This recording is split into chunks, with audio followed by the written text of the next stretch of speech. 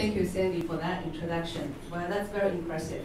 So good afternoon, everyone. How are you doing? Well, excellent. Yeah, I mean, I didn't realize I'm the last speaker on your agenda. I usually want to be the first, so there's no tough comparison. First, I'm very glad to be here. I actually flew back from Beijing midnight yesterday, right, so that I could be here today. This group actually is a very special group. Although I speak to a lot of groups, I think this is the first time I talk with so many people who write about others.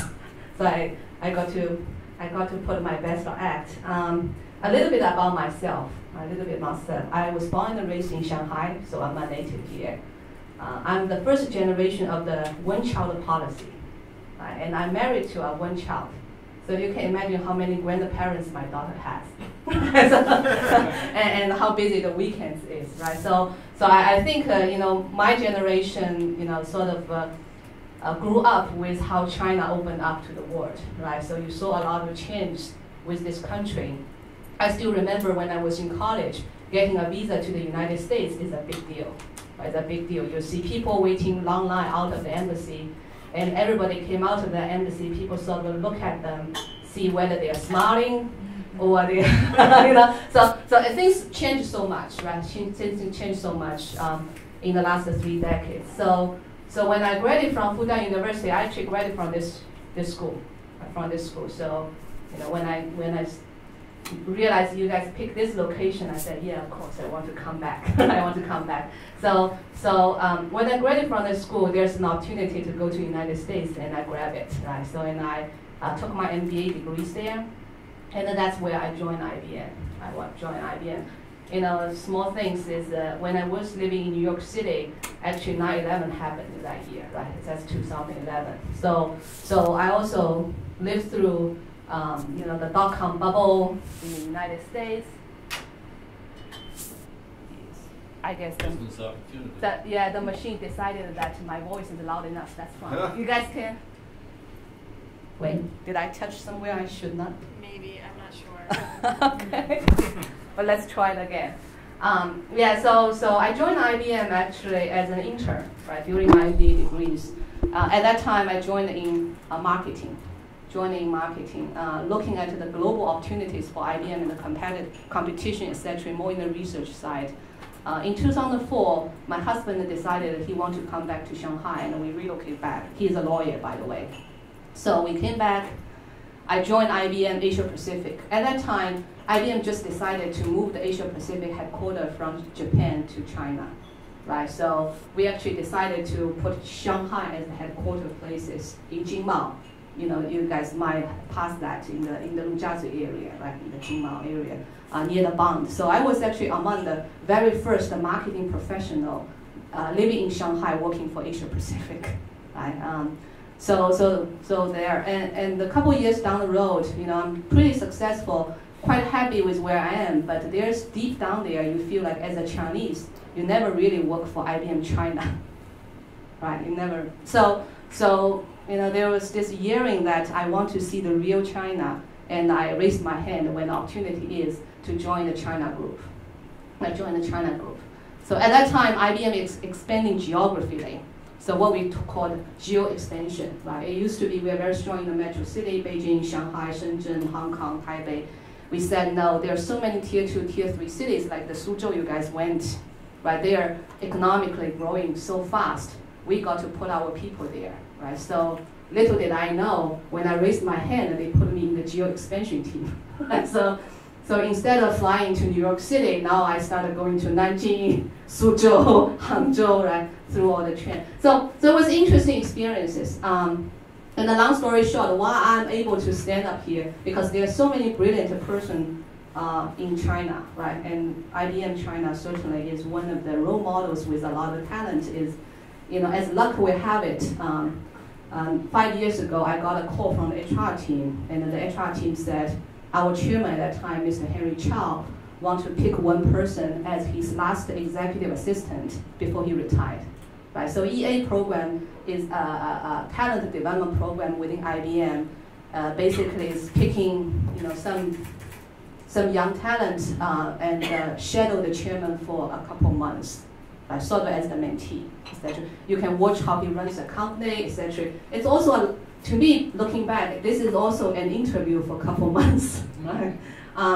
So, little did I know, I got picked and I accepted. So I went to Beijing from Shanghai and spent 3 months with our retired chairman, Henry, who actually opened the IBM China, almost opened IBM China offices about 30 years ago, right? So, and then his replacement, our current chairman, actually offered me another job to work with him as his EA for the next 9 months. So after 1 year interview, they decided that maybe I can do something for this company. So they actually put me to a very stretched assignment as the head of the entire sales operations of GCG, right, the Greater China Group. That is, we're talking about the billions of US dollars every year, right? We're talking about more than 30,000 people, right? So that's a very big job for someone, relatively speaking, still young in IBM's executive rank, and with, frankly speaking, not a strong profile, right? Not a strong profile. So it was a stretch assignment. And at that time also, China IBM business was also going through a transition post-Olympics, right? Post-Olympics. So, and I did that for, there's a whole book I can talk about of, how naiveness actually saves you when you walk into the rooms. But, I did that for three years. And the last year, actually, the company talked to me again is, IBM in China is going through another transformation right now because the country is different, right? The country is different. When we first entered China 3 decades ago, we are not only the only technology company who is able to provide something. We are the most respected company right now. 3 decades down the road, you start seeing Lenovo, Huawei, all these local players, Baidu, Alibaba, Tencent. They are gaining a lot of strengths in the technology know-how, right? They also have a global ambition, etc. So the way how you work with these players, how you serve the clients in this market, and how you align yourself with the national agenda. I probably touched something again. Wait, yeah, okay. I mastered something. So instead of putting me into a sales job, right, which I always volunteer, I said I want to run a P&L. They said no, you better suit it for strategy, because we need a Chinese who knows this market, and you also know the sales side, so you might be able to help us to do not only the strategy, the big thoughts, but also the landing of the strategy, right, in a country that's quite complex. So it's a new job. It's a long self-introduction, but hopefully you also, this helps you to think about the type of questions I might know answer, and the areas I might not know. Okay, so this is who I am. I'm about to celebrate my first year in my strategy role. I survived. I have to admit, in a moment like this in the technology industry, or for a company like IBM, and for a country like China, there are probably no better job than the strategy head at this moment. Very, very interesting. Very, very interesting. Okay? Yes? I'm struck by what you just said, which is that the company said they needed a Chinese person who knows the market. And I wonder if many companies have come to that realization when you look at the landscape either in technology or more broadly in big business here in China. Are companies now putting Chinese citizens in those roles? Have they recognized that that's the best way forward? Yeah, well, good question. A couple months ago, I got invited to a lunch with some other strategy head from other multinational companies. It was interesting because when you look around the rooms, majority is still not from PRC, right? So a lot of them speak Mandarin, but there's a difference of American-born Chinese or Taiwanese or Hong Kongese than local Chinese, right? So when I look around the rooms, I still realize most of the people, they probably know China better than pure foreigners, right? But speaking of the root, the sensitivity, the way to navigate this system, right? There's still a long way to go. Right? Even myself, I was born and raised in Shanghai. Shanghai is not China, right? If you think about the majority of China, Suzhou is not China, right? So So I think one is that it's the reality that today, and there's also the other side of the story is that because as a global company, it never strikes the people that it's important for you to have, a different strategy in a country, right? It's always a global strategy. Then the country is responsible for some of the minor fine-tuning as well as the execution, right? But now you realize that each country, especially the sizable country like China, is so different. Sometimes one size does not fit all. Yes, I haven't started my IBM story. But this is the difference of this group. Excellent, please. You mentioned that. Do you speak Chinese? No, I'm sorry. Oh, okay, great. I'm one of those American-born Chinese in school. Okay. You mentioned that when IBM first came, they were a respected company. Now there's all this competition out there. How does IBM use its 30-year history in China to maintain its competitive edge, or can you? And I guess the second question is, you've been in this country for a long time, so does IBM still view it as a growth market? And you're head of strategy, so what is the strategy to maintain growth in Good China? question. I'm also looking for an answer. But like I shared with Sandy actually before this session starts, we just celebrated IBM's 30 years birthday last week. So that's why I spent the entire week in Beijing last week. Our global CEO came, right, et cetera, et cetera. So to your first question about, is IBM in China evolving and can we continue to be viewed, right, as a valuable member and a respected company? The answer is yes. Right, the answer is yes. So last week I also, went to some government meetings, client meeting. Right, there's so many. So one is that I think China is a country that values and respects long-term friendship and loyalty. Right, I think every country does that, but in China, sometimes people more going back to the past, right, to the past. So one, a few factors or statistics. One is that, the first overseas phone call from China to America is from an IBM office in Shanghai. So, it's back in the 1920s. Right, that's first of all. We still have that picture proudly posted on the wall. The microphone is testing my skills. Yes, hello? Should I change one? Hello? Okay, thanks. Like a karaoke. When you sing really poorly, right, they shut you down. And then you try it again. You should try. Your last night in Shanghai, karaoke definitely is on the agenda. So I think one is they do value your long roots, right, and you accumulate a lot of friendship, along the way. But the second thing is that you just have to, I think for multinational companies, you have to adjust your value proposition as well as your mentality. Right? Frankly speaking, within this room, right, when multinational first came, a lot of it, China and Chinese enterprises, etc., they look up to you, right, because the technology is advanced.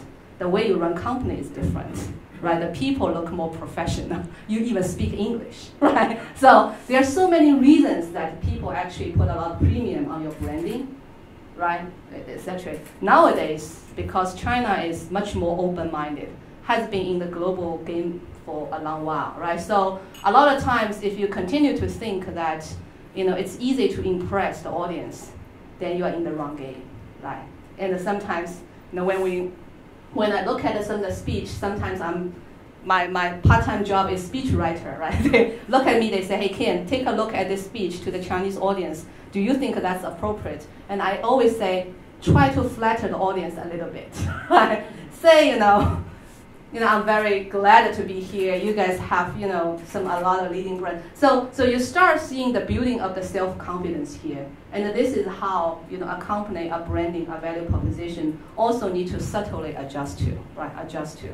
The third is that I think a lot of multinational companies, including IBM, is getting better and better to realize that you have to demonstrate your full value in this country other than sales, right? Other than, say, commercial-wise, how successful I'm creating jobs, right? I'm paying tax. That's good. That's not enough. Right? That's enough.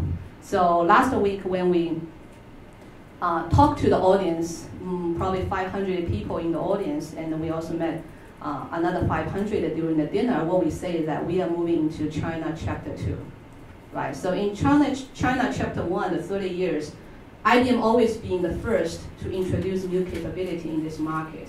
So when China was looking for manufacturing capability, we moved our PC manufacturing into Shenzhen. Right? We are the first one actually went to joint venture with Great Wall, right? The PC. And then when China was looking for innovation capability, we brought our global research and development lab to China. Right? There are only 12 of them globally. We brought one to China. When China was looking for services capability, we brought our global delivery services center to Dalian. Right? They're serving Korean clients, Japan clients, etc. from this part of the world. So we always provided something beyond just the products. Right? Now we move to what we mean move to Chapter 2. And there are a couple of things. Now you're asking what strategy is doing, like how I get my paycheck. Right? One is that you realize that IBM China is certainly building a big IT industry. Right? With a size, the market like this, with a population like this, you got to have the Silicon Valley in China. Right? And encouraged by the success of some of the companies like Alibaba, you're going to see more and more individuals going to open their own company and want to be the HP and Oracle of tomorrow. Right? So what IBM said is that we are going into an open and a collaborative technology partnership with China. We are opening some of our technologies, letting the China players and the China clients actually to co-create the future with us. Right. So that's one thing. That's a big idea. That was a big decision. So you would help the entrepreneurs or we would open some of the technologies to them, right? And they could licensing the technology. They could do the innovation. We will help them, etc. Another example, we announced a program called the U100, University 100. Basically, we are investing in 100 universities in China to help them to grow the talent of tomorrow, right? What is some of the skills in technology? It's about analytics, right? It's how you analyze data, etc. So that's another example. Does that bring any commercial return? Not necessarily immediately, but that's something the country needs, and that's also win-win for us, right? Some of those talents will come to us, right? Another thing, example. Sorry, I know you will be next. Last week, it was APEC. Probably another bad sound. Hello? Hello? Yes, I'm fine. I'm getting better today. Wait. Wait. Wait. I hope it's not for IBM. With the battery. Do you want to just stand and use the mic here? Sure. Best. Okay. Yeah. We could use the Hello? IBM technology. Hello? I know. Hello? Hello? I feel like a present she of this country. I usually read from a paper. Hello? Yeah, it works. How's my sound? Very good. So good. Yeah. Okay, so where I am, last week was APEC, right? Was APEC. So we went there, and you might not know, behind the APEC, everybody say, Beijing finally had a blue sky, right? The APEC blue, which is air pollution finally get controlled, right? That stands for. But you didn't know there's a small piece of technology behind this blue sky, which is contributed by IBM. That's what we called the Project Green Horizon. A couple months ago, we decided to say, hey, there are a few pressing needs in China that you really can use some technology. Pollution is one of them, right? So what we did is that we actually used IBM technology to help the Beijing government to predict 72 hours ago how the PM 2.5 will be. And then we gave them different scenarios how to control it, right? So if you shut down half of the Hebei manufacturing, what will it do to Beijing's pollution, right? So this is actually a demonstration of how when you are operating in a country, you try to be part of the citizen, and you also try to use your core competence to help the community, right? But it's an ongoing effort. Bottom line, we still need to make some money. Thank you for the question. Yes, please. Yes, I wonder if you could speak a little bit specifically about your competition here. And I'm particularly interested to know, are there areas of your business where you're competing with some much smaller players, much smaller technology players that perhaps are more nimble because of their size and their youth than IBM is. And so could you name one or two areas of your business where it's maybe more of a challenge than it is in other aspects of your business, where you're competing specifically with smaller players who pose challenges? Okay, yeah, that's a very good question. That's also a very difficult one, right? Very difficult one. I think one of the learnings in my first year is there is no clear boundary between competition and collaboration, right? So that's why I don't know whether this is someone in IBM coined the word or someone in the industry called a co-opetition, right? So we used to know who our competitors are, right? Because when you are selling servers, you certainly know who else are selling servers, right? When you are selling a piece of software, you certainly know who is doing. But now, if you pay attention to IBM's global strategy, IBM company declared that we are moving ourselves to the data, the cloud, and engagement world, right? Which is a very different business portfolio. So if you ask me, a lot of times what I realize is that the whole competition landscape is different today. Take cloud as an example. Cloud China is actually, the adoption rate is very fast. Right? It's not slower than the rest of the world. And certainly government has a very strong endorsement on how cloud should be promoted in this country for both efficiency reasons and for other reasons. But if you look at the cloud competitive landscape, it is not your usual suspect, right? It's not Amazon, it's not a Google, because they are not in China yet, right? Amazon declared a partnership, but the data center is not in operational yet. So who is most active in China in cloud is Alibaba, right? It's Baidu, it's Tencent, right? It is. So you start seeing a very different landscape, players you might not be aware or familiar with, right? The second thing is that it's also very difficult to define relationship. For example, we just announced a MOU, we just signed an MOU with Tencent on cloud, right? Because when Tencent first announced, they used to be all in the consumer space, right? They started from gaming, right? And then you got WeChat, right? Social. But a couple months ago, actually, Tencent as a great company announced that they're going to enter the enterprise market, right? Once you enter in the enterprise market with cloud and with mobile and social, then there are overlap areas between IBM and Tencent, right? As a Tencent. So, in the older world, in the older mentality, you start to declare, say, hey, this is enemy, right? We start talking about the counterattack, etc. This time, we actually think differently in China. We say, hey, it's too early to label someone. Why don't we actually sit down and talk, right? Why don't we get to know each other better? So we did. And wonder happened, right? I mean, that was before World Cup, the soccer game. And the Tencent actually wants to become, because among the three, Baidu, Alibaba, Tencent, everybody is also fighting for a more popular site, right? So at that time, they know they're going to report on the soccer game, but they want to become like the number one among every players.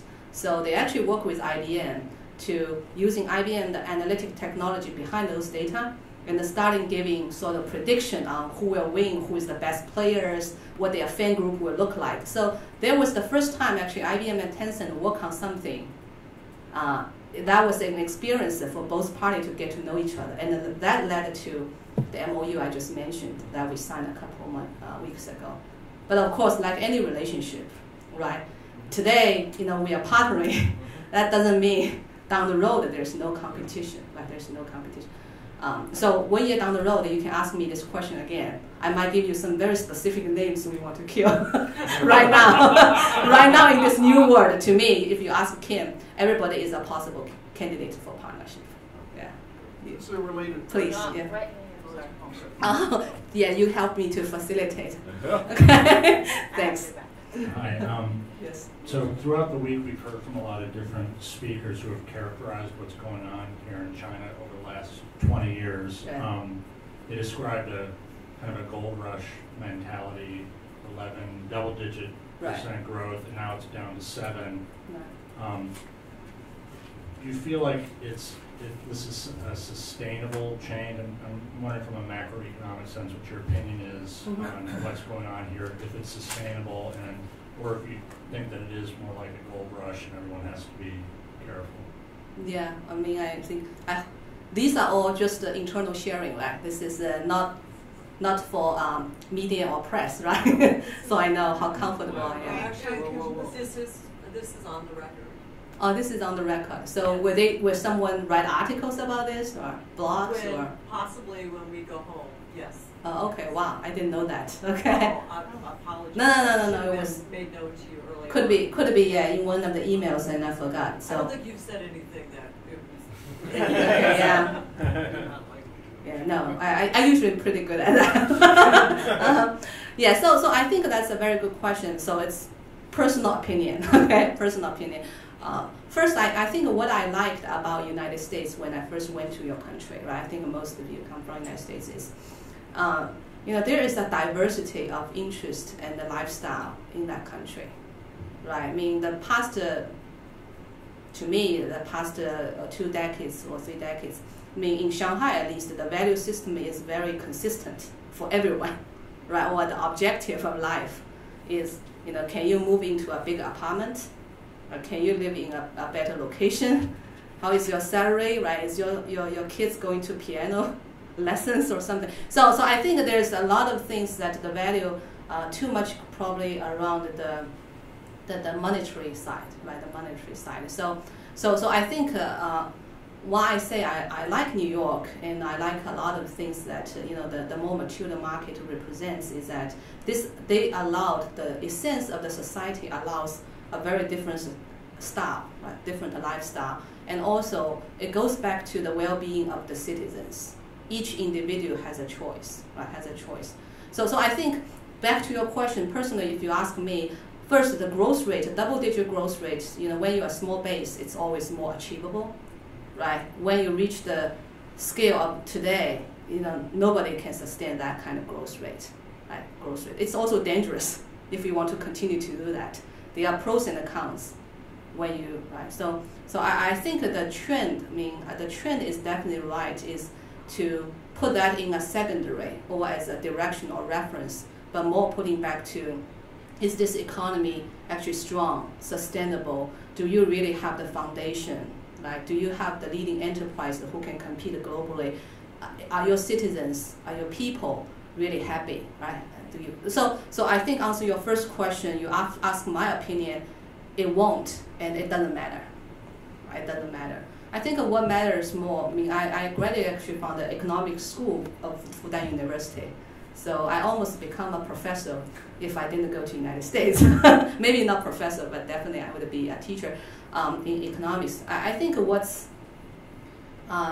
will be very critical for China in the next 5 or 10 years is when it's about this, the business side, right? The enterprises, the Chinese enterprises. Could we really see not one or two, but a group of Chinese enterprises become strong and competent global players, right? Fuxing Group, right? The guys you met, they are among the very few, right? Huawei, you also met among the few. Lenovo, if you meet, you'll find they're very international. But if you meet a lot of Chinese enterprises, right? Last year, there are 100 Chinese enterprises already in Fortune 500. A lot of people cheer up for that, right? Say, 4 or 5 years ago, I didn't check the statistic. 4 or 5 years ago, there were only 9 of them. Now 100, right? So if you do the math, you say, hey, China is going to have more Fortune 500 companies than US companies. But is that something really worth pursuing? Right? Because if you look at a lot of those companies, they are state-owned enterprises, right? They're the large telco, the large utilities. But, are we really competitive? Right? Are these enterprises really creating innovation and creating value and creating well-being for that? I think that's more important for the next few years. And that's a lot of companies can help each other. Right? We have to do the practice sharing, I think that's one thing. The second thing I think a lot of people worry about is really about the demographics change.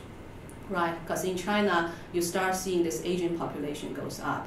So when a country you have Asian population and the young workforce is actually sort of plateau or even decrease, this actually changed the whole total mix about your labor cost, the kind of industries you will be good at, right, et cetera, et cetera. So that's another flavor, and like I introduced myself, the first generation of one-child policy, their parents are Asian, right, and you have a demanding job, you have children, right, how we actually, the society, how you actually deal with all these social issues down the road, right, that's another thing that's worth thinking really deeply and hard, right, so I think that's the second thing. The last thing is, I personally have a passion is about education,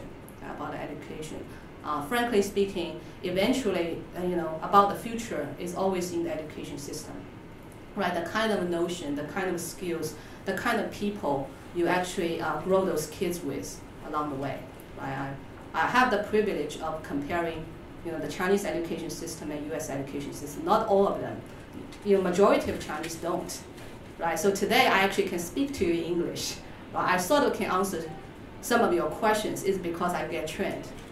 I know how to communicate, right, and how to, even I don't know the roots, I still, but that kind of capability, the public speech, the critical thinking, right, the networking opportunity, sensitivity to other cultures, this is not embedded in today's education system yet in China, right, so how we actually can improve I think will be interesting, right? So the Chinese enterprises, how they become the real modern enterprises, both in the China and outside of China, how the education system can equip already our kids for a more international world, right? And become a more happy person, right? My daughter, I'm going to pick her up after this speech is that, she has so much homework, right? So on one side, I really want to say, hey, you only have one childhood.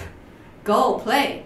On the other side, I know if she doesn't get good grades, it hurts her self-ego in the school, right? You feel like a loser. So there's this constant struggle as a mother, right? And also so I think the education system is, and also I think the demographics changing, the aging population, the middle class, right? The urbanization, a lot of people moving from the rural areas into the city. If there are not enough jobs, right, what are they going to do? There are a lot of big topics, but these three, to me, is going to change the landscape for the next decade. Okay, yes? On the business side of all of those same issues, I've often heard it said by representatives of large companies that multinationals are really transnational, that where their headquarters is doesn't really mean anything anymore, and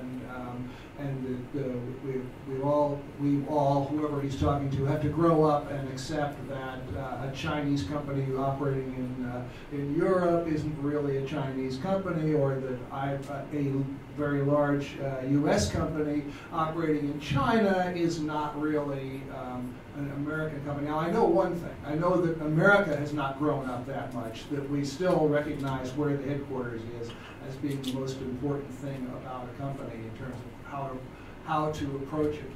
What have you ever felt that IBM in China was a transnational as opposed to an American multinational company? And have you ever run into anybody who would agree with that thought? Okay, yeah, that's a good question. I might be biased because IBM is the only company I have worked for, right, upon graduation, so there's no direct comparison.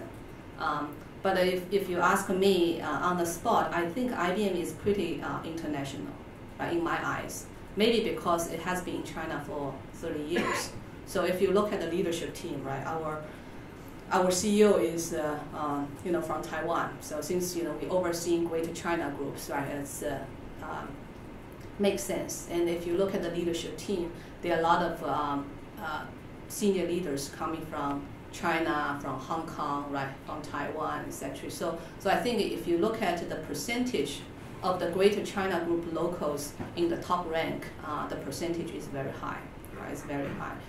The second thing is, IBM has this notion, because we are 103 years, right? So you've been through the whole history of modern corporations, right? Modern corporations. So, we always promote and share our experiences from sort of a U.S. company to an international company, and now to a great GIE, right, a globally integrated enterprises, which is less driven about where your headquarters is, but more about where the talent, the business, right, is. Right. So if you ask me, I don't feel that way about IBM. That's the truth, right? That's the truth. Whether my other friends or etc. they feel this way. The IT industry is very unique and interesting. The IT industry, because it's very client-driven and technology-driven, I think the hierarchy, right, a lot of times the kind of company culture is more flat, right? So a lot of my friends also work in the IT industry. I hardly hear them, they most of the time, they probably could complain about how fast the technology is shifting, how demanding the clients are. You don't hear them focusing too much about, they feel like they're working for American companies and not a Chinese company. Okay. Yes. Hi. This is a little bit of a follow-up on that. Sure. Earlier this year there was a lot of reporting about how the tensions over spying may be affecting Western-based companies in China, and IBM popped up in some of those stories. I'm just curious about your take on to what extent are you being affected by that? Yeah, that's an interesting question. First is that most of the leading companies, most of the U.S. leading companies, they got mentioned at one point in time. Got mentioned, and IBM, like I said, because it's a leading company, right? It's very hard not to get mentioned. But if you ask, I think it was more like a period, right? There was a couple of months, but it was really never through any official channel, right? At least as far as I know, right? We didn't get official channel say, hey, there's no such thing. A lot of them could be the media, right? A lot of them sometimes could be even rumors. So there's no. The second thing is that I also believe, going back to my early comment, I think China has this culture of looking at your friendship, your track record, right, the friendship, etc. So, just this year, we just got voted as the most respected company in China by the Peking University, right? And this is the 12 consecutive years IBM has been voted into that list, right? A lot of them, they're Chinese companies. There are multiples, but they are multinational. Sorry, in IBM. So I think there is in an open and fully commercialized market, you will always have different voice at a certain point in time, right? Especially when you are leading players. But if you look at some of the proof points about the rank, the employees, the clients, etc., you really don't want to overreact. Okay. Yes? Do you think it's time for China to fully reverse its one-child policy? That feels like I'm speaking for the government. But I think one is there is already some relaxation of the one-child policy, right? So if you know, like me and my husband, because we are both the only child when we get married, we actually can have more than one kid, right? So. New news. And also there are also certain parts of China because China has different races, right? I mean, we like the majority called Han, but then if you go to Yunnan, you go to Tibet, etc., there are minorities there, and they also do not constrained by the one-child policy. Right? So do I see actually more and more relaxation? Say, even you are not the only child, you are allowed to. If I have to take a guess now, I think we will. But eventually there's also a balance between you only have limited resources, you want everybody to enjoy the benefits. And besides, like Europe, right, if you look at the metropolitan, a lot of young couples choose not to. A lot of my friends actually, I just met someone, and when I asked him, and he said he and his wife decided that they love traveling so much, right? They probably chose not to have kids. So to me, at least, my husband and I have not been constrained by one-child policy yet. It's really the job and some of the life choice we make. Okay. Yes? You mentioned that IBM wants to help young tech startups flourish, and I'm wondering, for a young entrepreneur, if they do want to collaborate with IBM, what channels would they go through to work with you? Is there an application process online? How do they reach out to you? Great question. 3 weeks ago, I actually went to a forum in Shanghai called the Pujiang Forum, right? Pujiang Forum.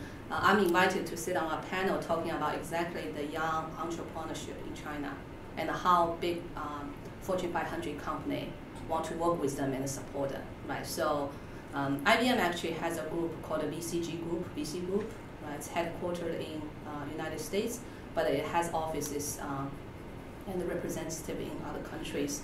So there are a couple of things that the BCG group did. It's not only about venture capital activity. It's about a lot of them actually about growing and nurturing startup companies, right? Startup companies. So I give you one example. It's called a Smart Camp. Smart Camp is the project annual sort of championship that we actually run all over the world. Right, so in China, actually 2 months ago, I got invited to this year's Smart Camp final competition in China. There are 6 teams, right? 6 teams actually came up with a startup company. They came up with brilliant ideas about their company. They actually come to IBM. IBM has a 3-year program, so there is a website for Smart Camp where there's social media, etc. promotion. If you send your applications, right, you go through all these process. And we also invited venture capital in China, capitalist, our own, like myself, and the professors, etc., to actually coach these young startup companies. Give them feedback about their ideas, why it's working, why it's not, right? So there are also coaching experiences. You were one of the coaches. I was speaking. I didn't. Yeah, I didn't. But there are many people much more experienced than me. Give them the feedback, And throughout this finalist competition, the 6 companies actually, they are winners, and they will enter the Asia Pacific competition, right? Eventually, the final is actually early next year, and I'm very glad. I just got a note that saying, our China finalists made it to the Asia Pacific finalists, and are going to the U.S. for the global finalists. So there are such things either as the coaching. And a lot of companies actually get funding support from those venture capital group who coach them or advise them throughout the process. Right, throughout the process. Yeah, and a little bit about innovation. What excites me most is that a lot of the innovation, especially in this new world, supported by new technology, will come from individuals, right? Will come from very little startup companies. So how in a open collaborative ways, established company work with them, support them, and also how these young startup company will actually strengthen the innovation capability of a country, right? Be it China or other countries. I think that's very exciting, right? That's very exciting. Yes. I've heard anecdotally that if you're a young technology-minded person in Silicon Valley, it's now not as attractive to go to a company like Google that's bigger and now established as opposed to a startup, that there's an attraction or allure to getting in at that level. And I can only imagine that must be something that you probably have to deal with here as well as you're recruiting people to come to IBM. Mm-hmm. Does it exist to the same degree? What do you say to somebody who may be weighing going to IBM, this established 30-year company, or perhaps working with some friends to start a new business, do something on his own? Yeah, very good question. Actually, I just met someone who resigned from a very exciting job to join IBM. Right? He actually just joined last week. He was born in 1990, right? So I know. I mean, I didn't realize that until he told me, and I really feel old. But when I asked him, because he had a very good job, right? He comes from a very rich family, right? His father runs like a company in Zhejiang, right, province, etc. So when I asked him, I said, why you quit your job when everybody told you that's a great job, right? And you certainly do not shy about money. You come here. I mean, and his explanation to me was very interesting. One is he said, I'm going to run a very established company soon after my dad retires. So I really want to see how big organization is run, right? Because a lot of the young companies, you realize the common theme is that you grow so fast. some of those foundation or building blocks, right? Sometimes you have to go back and fix them, right? So I think now he has some time when his dad is still running the company, he wants to get those basics right? So I think that's very smart. That's one thing he told me very candidly. Second thing he said, the project, I mentioned to you about this Green Horizon project, right? The project, he said, is really interesting, right? I feel like I'm not only learning about technology, I'm also doing something good for the society, right? So he came here not only for the company, he came here for a very specific project or specific thing, right? So that really strikes me is, I think you ask, if I can expand your question a little bit. China, generation after generation has very different preference.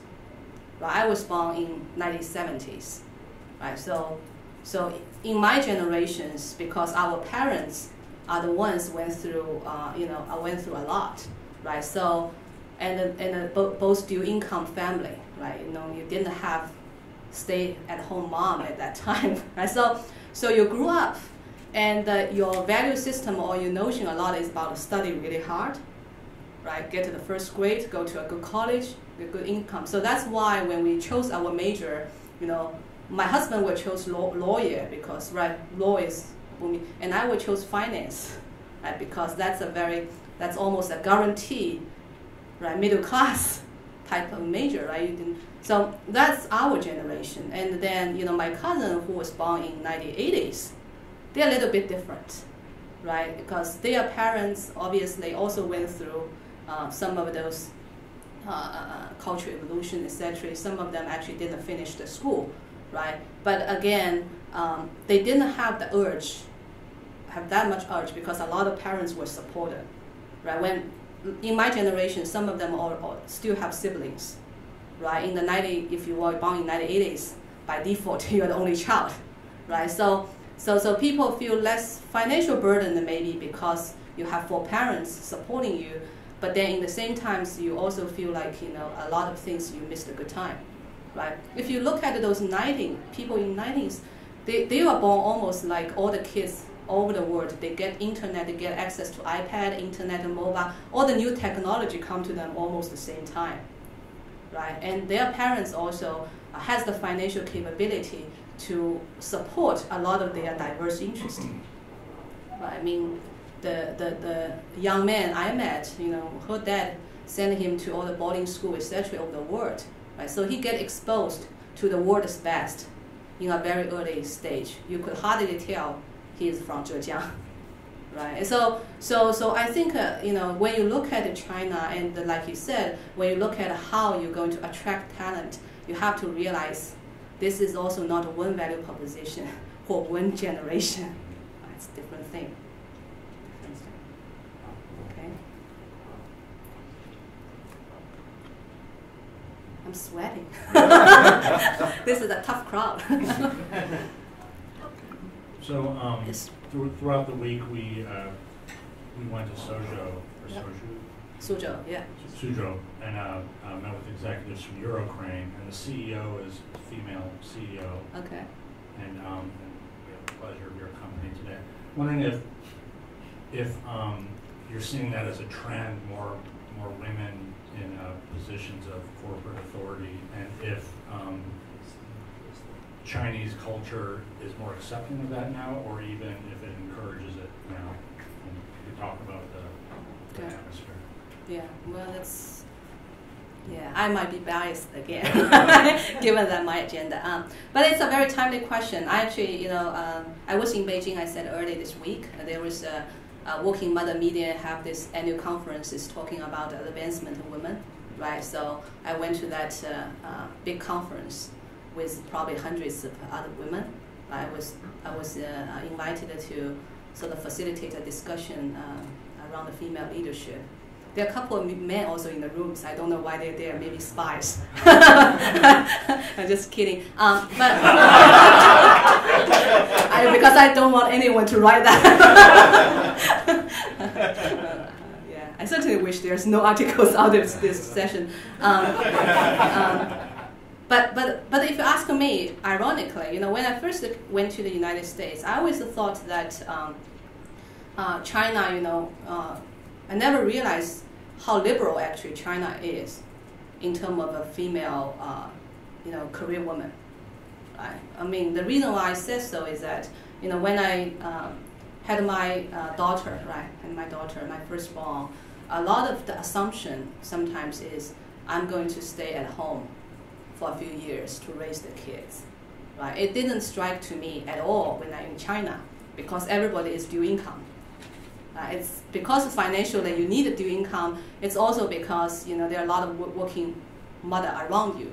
Right? I still remember, it could be minority or by accident, I still remember when I walked into one of those social events, people ask me, right, was like, do you plan to have a second? Do you plan to stay at home? Right? Do you plan to spend more time with the kids? So I think one thing is strike me personally is that China, maybe because of the income or because of the necessity, Chinese women, at least in the past 3 decades, has always been more career oriented. Right? Me speaking of my mom, she was a vice president of a company, right, when she retired. So etc. So I think one is that, but the second thing, it's a fact that if you look at the percentage of women in the top jobs, right, in the top jobs in the business world, there are still a lot of rooms, right? If you compare, if population-wise men and women are 50-50, then you certainly don't see that percentage in the top jobs yet, right? In the top jobs yet. So I was reading one article on my way here yesterday or this morning. Jack Ma of Alibaba. There was a speech about him made. That was interesting.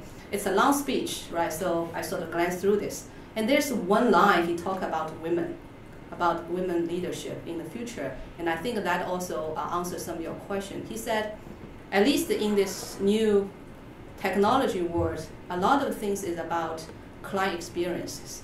It's about to relate with your clients, with individuals, right? Their needs and wants, and make them feel they're cared, right? So he said, in that regard, actually, women, female, has an advantage. Because we can feel the feeling, right? It's more connecting, sensitivity, etc. I mean, it's not biased, but it's just general speaking, right? So I read his sentence, and it strikes me very interesting is that he said, Alibaba has 40-something% of women in their leadership rank, and he said this also benefited them, right? Benefit them. So if you ask me, the percentage of female versus male in the top jobs, this actually is represents of each generation. There's different characteristics, right? In the 21st century, when a lot of times you are talking about the technology make everybody equal, right? Back in the days that when we need to hunting, right? You certainly may enjoy the advantage, but now when everything is about the intelligence, about the sensitivity, about the client experience, about I certainly wish to see more and more female taking different roles. That was a very interesting comment you just made about what was Jack Ma's observation that women, in terms of client relations, more empathy, more understanding feelings. Aren't those the very qualities that you said earlier that you wish was more embedded in Chinese schools? Yes. I mean, can that sort of thing be taught like that? It seems like Jack was referring to some natural inclinations of women in general, but are those type of qualities can be, actually taught? Can be taught, yeah. I think the school system, I'm not an expert on this, but as a parent, right, you certainly want what school is for, right? Sometimes you ask the fundamental question, right, because a lot of the knowledge you learn at the school, they are forgotten very quickly if you don't use them, right? Use them. So when you're looking back and you think what you really want to learn throughout school is how to be a balanced person, how to analyze problems, right? You know how to analyze a problem and where to find answers. You know how to interact with people, right? And how to, so I think that there are some fundamental or basic skill you want to learn from the school, right? Other than knowing some of the basic knowledge. So I think the system, there are always pros and cons, right? That's why my daughter is actually in local school now, because I really want her to have a very solid foundation in terms of math, right? In terms of Mandarin, etc. So there are benefits on both systems, but as an individual, when you want to prepare the kids for the future, you want him or her to master some of the capabilities I just mentioned. They're independent, right? They're confident. They know how to network with others from different cultural, different background. They have critical thinking, so they can think on their own, etc., etc. Right? And we might need to marry the merits of all education system over the world, right? And then to help our children for the future. Okay. So let me ask some questions. Let me take a break. So you guys spent 1 week in China, in Shanghai, right? Surrounding Shanghai.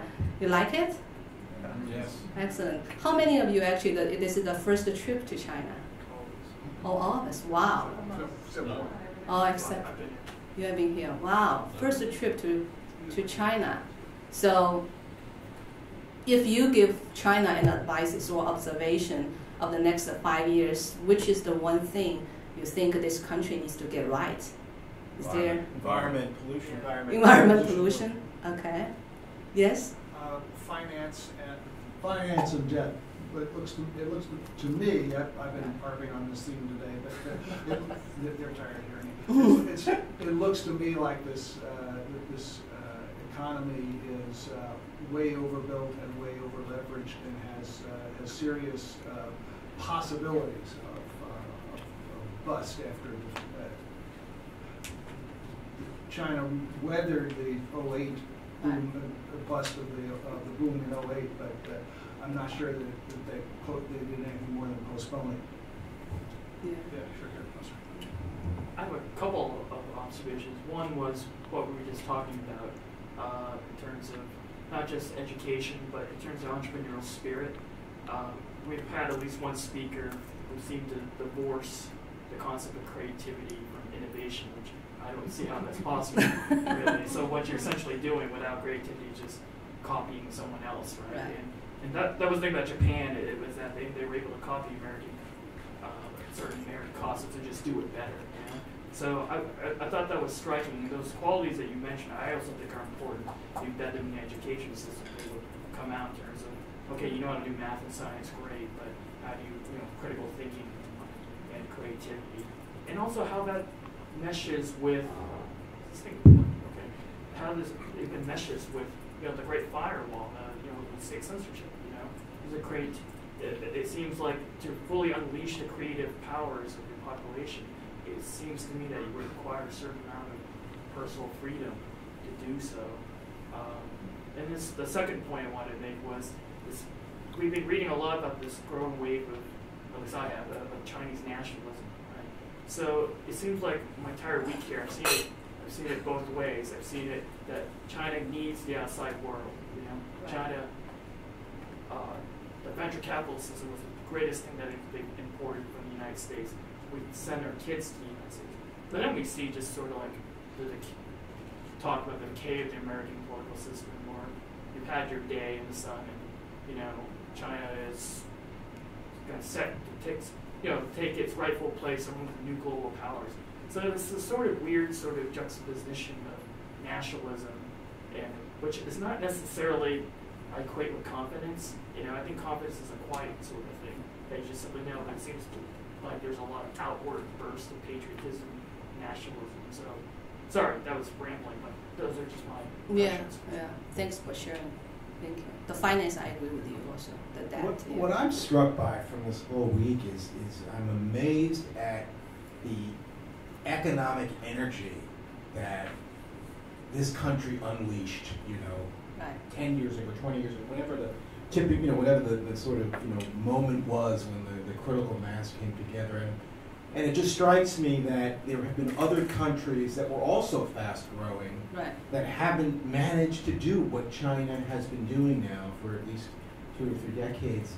I think the government has had a lot to do with that, with encouraging entrepreneurship and making the opportunities, frictionless or friction-free compared with what has happened in other countries where the political systems or other obstacles have gotten in the way. And so, driving around Shanghai and hearing speakers has really reinforced to me what a miraculous economic achievement has been attained here. It's really remarkable. Yeah. I think you guys all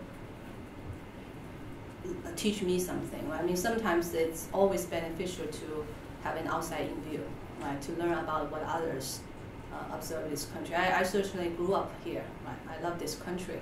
I mean, but just like you said, sometimes when I also like New York City. Right? It's like my second home. So I usually go back once or twice per year. But then if you compare, right? If you compare, Shanghai, New York City, a lot of similarity, but the pace, right? And the eagerness of, like you said, reaching economic, the next level, different, right? Different. There are pros and cons there, right? I mean, so I think what gets China to where we are today is because 1.3 billion people all want a better life, right? And when you have that kind of critical mass, a lot of wonder happens. But like all you guys said, also the environment takes a toll, right? So that's why you started seeing more and more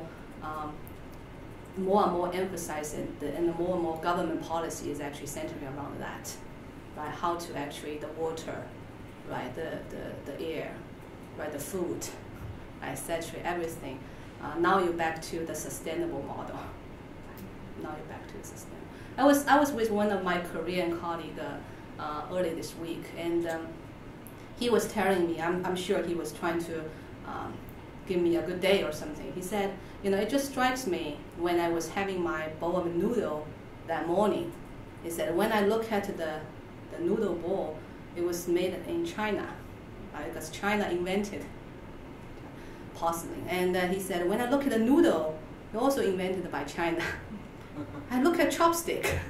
A chopstick is from China, and I'm reading my newspaper. Paper is invented by China, and the words on there, ink also. So he said, it strikes me that until probably 300 years ago, your country is leading the technology, right? A lot of things. So, no wonder, he said, when now you have so many young individuals, want to be more innovative, more creative, want to create innovation. So it's interesting. So when you have people from outside of the country sharing their observations with you, it always teaches me a lot. Thank you. Thank you very much.